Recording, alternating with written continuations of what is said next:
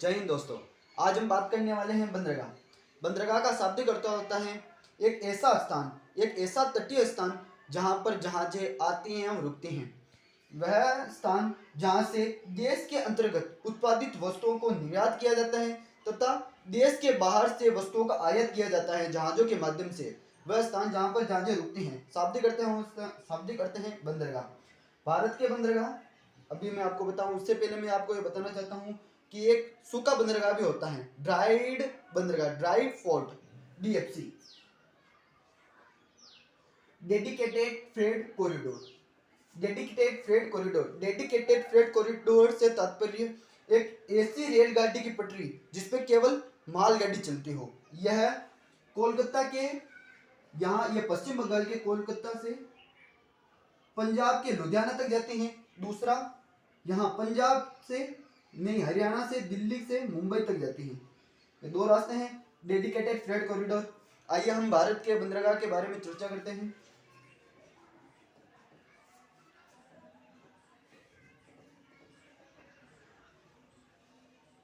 पहला बंदरगाह है कांडला बंदरगाह। कांडला बंदरगाह के दो नाम हैं। पहला बंदरगाह कांडला, तीन नाम है। पहला है कांडला, दूसरा है दीन दयाल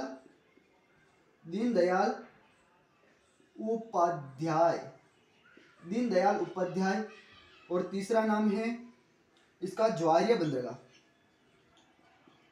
ज्वारीय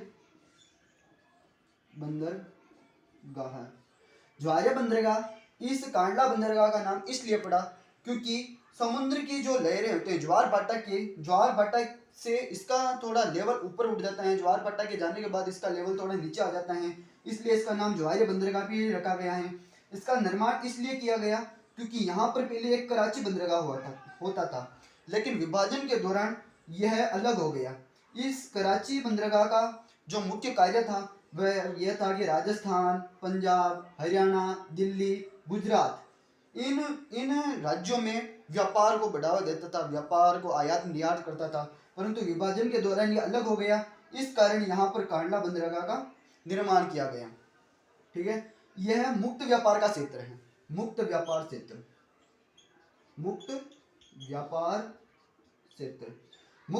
क्षेत्र से तात्पर्य देश की जो सरकार है उसके द्वारा किसी निजी उद्योग धंधों को सौंप देना वहां की जमीन। मुक्त व्यापार क्षेत्र, यहाँ पे जो भी उद्योग धंधे लगाए जाएंगे उसमें जो उत्पादित वस्तुएं हैं वह देश में निर्यात नहीं होगी, लेकिन इसमें जो उद्योगों में जो वस्तुएं उत्पादित होंगी वो विदेशों में जाकर निर्यात होगी, जिससे कि देश की जीडीपी अच्छी होगी। इसलिए सरकार ये गुजरात के कांडला बंदरगाह को निजी हाथों में स्थापित सौंप दिया है। कांडला बंदरगाह मुक्त व्यापार क्षेत्र, इसके ये तीन नाम है। ठीक है, ये सबसे ज्यादा व्यापार होने वाला बंदरगाह भी यही है। सबसे ज्यादा व्यापार भी इस बंदरगाह से होता है। तो आपको लगभग तीन बातें याद रखनी है। पहला इसका नाम कांडला बंदरगाह, दूसरा इसका नाम दीनदयाल उपाध्याय, तीसरा इसका नाम ज्वारीय बंदरगाह। और ये मुक्त व्यापार क्षेत्र भी है ये, और यहाँ पर सबसे ज्यादा व्यापार भी होता है। अब मैं आपको दूसरे बंदरगाह के बारे में बताता हूँ।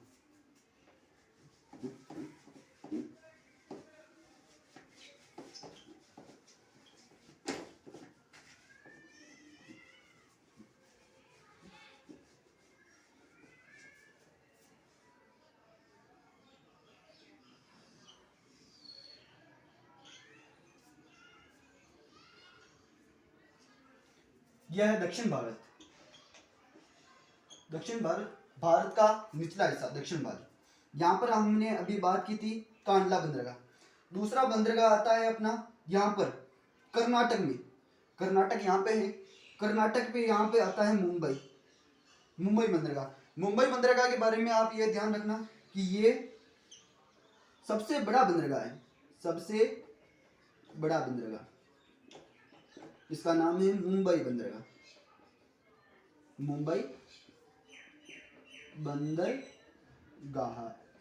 फिर इसके नीचे, थोड़ा से नीचे यहाँ पर आता है अपना मुंबई बंदरगाह हुआ है। यहाँ पर आता है अपना नवा सिवा बंदरगाह। नवा शिवा बंदरगाह।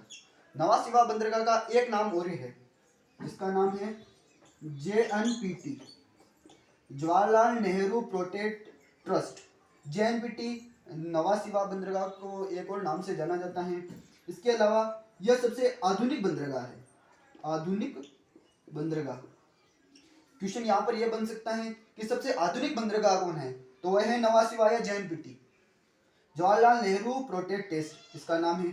फिर आता है गोवा में, गोवा यहाँ पर कर्नाटक के नीचे, यहाँ पर आता है गोवा के अंदर एस्चुरियम पे बना मार्मो गोवा है, यहाँ पर मार्मो गोवा आता है, मार्मो गोवा।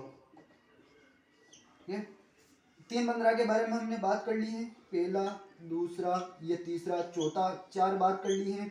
अब हम इसको मिटा कर नीचे एक और बंदरगाह है उसके बारे में बात करते हैं।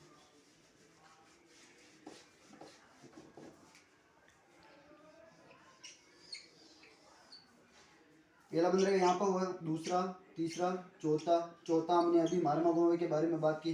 पांचवा बंदरगाह यहाँ पे आता है मंगलोर, मंगलोर बंदरगाह, मंगलोर बंदरगाह, मंगलोर बंदरगाह, मंगलोर बंदरगाह आता है। यहाँ पर कुद्रेन मुख, कुद्रेन मुख एक नाम की खनन है, मतलब जहाँ से लोहे अयस्क निकलता है, लोह अयस्क, जिसको विदेशों में व्यापार किया जाता है। तो क्वेश्चन यहाँ पर यह बन सकता है कि लोह कुद्रेन मुख से उत्पादित लोह अयस्क का निर्यात विदेशों में किस बंदरगाह के माध्यम से किया जाता है, तो होता है मंगलोर बंदरगाह। इसके नीचे आता है केरल में, यहाँ पर केरल होता है, केरल के यहाँ पर होता है अपना कोच्चि बंदरगाह। ये ध्यान में रखना कि कोच्चि बंदरगाह को अरब सागर की रानी के नाम से भी जाना जाता है, अरब सागर की रानी, अरब सागर की रानी कोच्चि बंदरगाह को जाना जाता है। फिर आता है अपना केरल आता है, यहाँ पर आता है एक बंदरगाह तुतिकोरिन। तुतिकोरिन सबसे कम गहरा बंदरगाह है, तुतिकोरिन,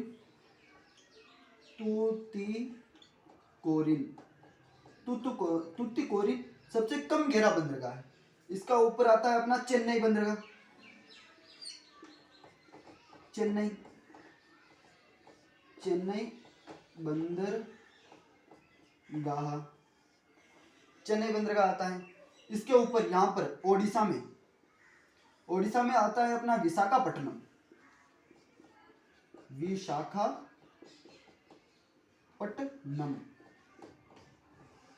विशाखापट्टनम की ये विशेषता है कि विशाखापट्टनम को सबसे गहरा बंदरगाह के नाम से भी जाना जाता है, ये याद में रखना, सबसे गहरा, सबसे गहरा। तथा सबसे सुरक्षित बंदरगाह भी विशाखापट्टनम को कहा जाता है, सबसे सुरक्षित, सुरक्षित। ये सबसे सुरक्षित क्यों है, क्योंकि इस विशाखापट्टनम के लगभग 2 से 3 किलोमीटर आगे एक डॉल्फिन नोज नाम का पर्वत है, जो कि समुद्र से आने वाली लहरों से इस बंदरगाह की रक्षा करता है, इसलिए इसे सुरक्षित बंदरगाह की संज्ञा दी गई है। इसके ऊपर आता है अपना यहाँ पर आता है अपना पारा बंदरगाह, पारा बंदरगाह, पारा बंदरगाह चावल निर्यात में सबसे श्रेष्ठ बंदरगाह है। तो क्वेश्चन यहाँ पर बन सकता है कि चावल निर्यात में सबसे श्रेष्ठ बंदरगाह कौन है, तो वह है पारा बंदरगाह। चावल निर्यात किया जाता है यहाँ से। एक आता है अपने पश्चिम बंगाल में, पश्चिम बंगाल एक नदी के किनारे अवस्थित हल्दिया बंदरगाह, हल्दिया बंदरगाह। क्वेश्चन यहाँ पर ऐसा बन सकता है कि ऐसा भारत में एक ऐसा कौन सा बंदरगाह है जो नदी के तट पर अवस्थित है, तो आपका जवाब देना होगा हल्दिया बंदरगाह। हल्दिया बंदरगाह ऐसा बंदरगाह है जो कि नदी के तट पर अवस्थित है। और एक यहाँ पर आता है अपना पोर्ट ब्लेयर, यहाँ पर पोर्ट ब्लेयर। मुख्य रूप से हमने 13 बंदरगाह के बारे में बात की, जो कि भारत के सबसे बड़े बंदरगाह हैं, सबसे बड़े बंदरगाह हैं जो कि केंद्र सरकार के स्वामित्व में आते हैं, केंद्र सरकार का जिस पे अधिकार होता है। एक बार मैं आपको रिवाइज कर देता हूँ। सबसे व्यस्ततम बंदरगाह कांडला बंदरगाह, ठीक है। सबसे कम गहरा बंदरगाह तुतीकोरिन, सबसे गहरा बंदरगाह विशाखापट्टनम, सबसे सुरक्षित बंदरगाह विशाखापट्टनम, ऐसा, ठीक है। अगर आपको वीडियो अच्छा लगा हो तो वीडियो को लाइक कर देना, चैनल को सब्सक्राइब कर देना। जय हिंद, जय भारत।